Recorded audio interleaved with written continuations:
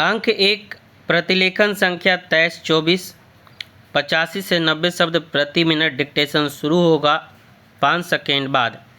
5 4 3 2 1।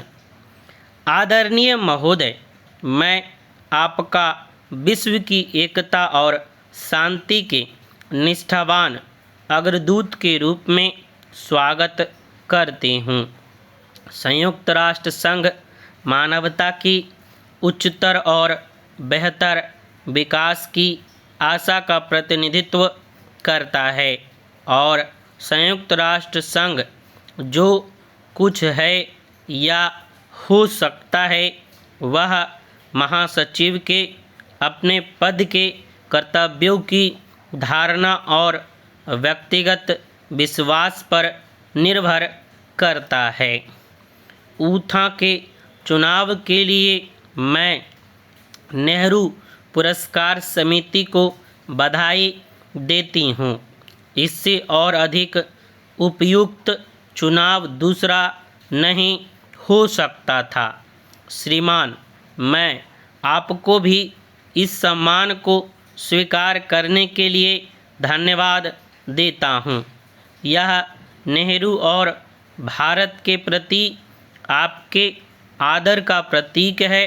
इससे भारत और म्यांमार और भारत तथा संयुक्त राष्ट्र संघ अधिक घनिष्ठता के साथ बंध गए हैं। विशेष योग्यता और सफलता अंदर से आती है, बाहरी बातों से नहीं, बल्कि इस बात से कि व्यक्ति अपनी अंतः क्षमता के विकास के लिए क्या करता है। मैं ऊथा के जीवन और व्यक्तित्व की एक सच्ची घटना की ओर आप लोगों का ध्यान आकर्षित करना चाहूँगी। आप बौद्ध हैं। सब महान धर्म मानवता को परिष्कृत करने के प्रयत्न का लेखा जोखा है, किंतु बौद्ध धर्म में परमात्मा की महानता और प्रभुत्व के बारे में अधिक न कहकर दया, शांति, सद्विचार, सद्व्यवहार और सदाचार की सर्वोपरिता को महत्व दिया गया है। ऊथा ने अपना जीवन एक अध्यापक के रूप में आरंभ किया। मन और हृदय के सुधार की संभावनाओं के बारे में उनका विश्वास अध्यापक जैसा ही है। अपने पास जो कुछ है वह सब दूसरों की उन्नति के लिए दे डालने का अध्यापक का गुण भी उनमें विद्यमान है। महासचिव के काम को भी सफलतापूर्वक पूरा करने में अध्यापक के गुणों ने उनका काफ़ी साथ दिया है। म्यांमार को स्वाधीनता दिलाने के प्रयत्नों में भी उन्होंने उल्लेखनीय कार्य किया। बिना स्वाधीनता और समानता के शांति नहीं हो सकती। स्वाधीनता और शांति के प्रति उनका प्यार उन्हें जवाहरलाल नेहरू से जोड़ता है। नेहरू का यह विश्वास था और उन्होंने इसकी घोषणा की थी कि शांति के लिए स्वाधीनता पहली शर्त है। जब तक एक राष्ट्र दूसरे राष्ट्र पर शासन करेंगे या अपनी सैनिक ताकत या जाति की श्रेष्ठता के बल पर दूसरों से अपने आप को श्रेष्ठ समझेगा, तब तक शांति नहीं हो सकती। नेहरू ने अस्थायी शांति के लिए जातिवाद के अंत को अनिवार्य माना।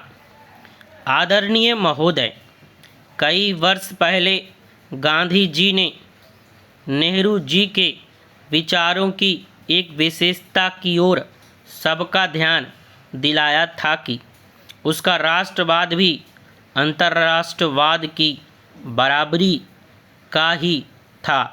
न तो गांधी जी ने और न जवाहरलाल नेहरू ने कभी ऐसा कहा। बस मेरा देश, चाहे सही हो या गलत, इतिहास के अध्ययन के कारण जवाहरलाल नेहरू राष्ट्रवाद की सीमाओं को और संकीर्ण दृष्टि के खतरे को बराबर जानते थे। राष्ट्रवाद और धार्मिक अंधविश्वास तथा साम्यवाद और राष्ट्रवाद की मेल के बारे में वह खास तौर से शंकित रहते थे। उन्होंने भी कहा कि यह विचित्र विडंबना है कि नए राष्ट्र ऐसे समय अस्तित्व में आ रहे हैं जब स्वयं राष्ट्रवाद ही विज्ञान और औद्योगिकी की कारण पुराना और निरर्थक पड़ गया है। इस तथ्य की जड़ में साम्राज्यवाद था। जवाहरलाल नेहरू चाहते थे कि राष्ट्र परिस्थितियों से ऊपर उठकर आगे की ओर देखे। श्री एटली ने नेहरू को नई आने वाली दुनिया का प्रथम राजनयिक कहा था। राष्ट्रीयता और अंतर्राष्ट्रीयता के टकराव के प्रति भी नेहरू सचेत थे, किंतु उनके सारे प्रयत्न इस टकराव को हल करने के लिए ही थे। गहराई से सोच विचार कर निर्धारित अपनी विदेश नीति के द्वारा उन्होंने यह सिद्ध कर दिया कि भारत का राष्ट्रीय हित अंतर्राष्ट्रीय शांति के लिए निरंतर कार्यरत रहने में ही है। अशोक को संसार का सबसे महान राजा कहा जाता है। उसने भी यह उद्घोष किया कि सच्ची विजय शांति की विजय ही है। सत्य और अहिंसा पर गांधी जी के आग्रह और इतिहास के अपने अध्ययन से प्रभावित होकर नेहरू को सैन्यवाद से घृणा हो गई थी और यूनेस्को की इस घोषणा का समर्थन उन्होंने अपने पूरे हृदय से किया था कि शांति की रक्षा की व्यवस्था लोगों के मन में पैदा की जानी चाहिए। जहाँ तक गांधी जी और नेहरू के आदर्शों का प्रश्न है, उन्हें पूरा करने का हमारा प्रयत्न होगा। नेहरू जी की संयुक्त राष्ट्र संघ में बड़ी आस्था थी। उनका विचार था कि यह मानव की एकता प्राप्त करने और मनुष्य का भाग चमकाने की दिशा में एक अविस्मरणीय प्रयत्न है। संयुक्त राष्ट्र संघ के महासचिव की उपस्थिति में मैं आज विश्व शांति के लिए संयुक्त राष्ट्र संघ का पुनः समर्थन करती हूँ। हम संयुक्त राष्ट्र संघ के इस उद्देश्य को आगे बढ़ाने के लिए हमेशा सक्रिय रहेंगे।